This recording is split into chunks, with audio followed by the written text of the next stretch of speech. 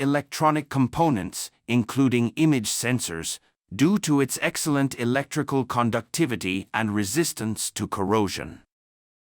Additionally, gold might be used in the production of the sensor's microchips or in other areas of the device's circuitry. Specific amounts of gold used in mobile phone image sensors can vary based on the design, manufacturer, and model of the device. Generally, gold is used in very small quantities for bonding wires and other critical electronic connections.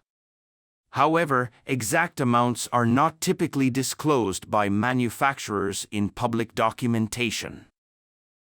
Gold wires are used for wire bonding, which involves creating electrical connections between the image sensor's microchip and other parts of the device's circuitry.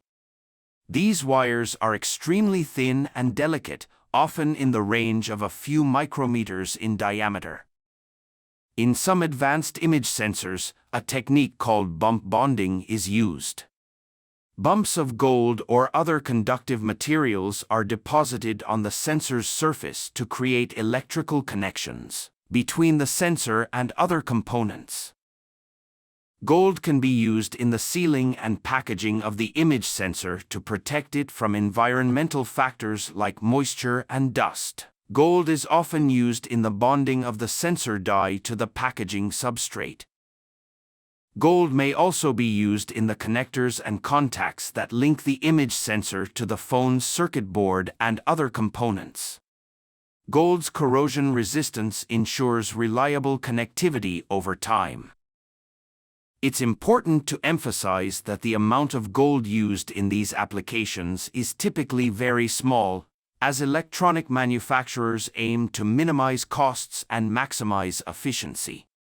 The primary value of an image sensor lies in its functionality, not in its gold content. If more mobile phone image sensor, it means you will have more gold. And enough to recycle gold from camera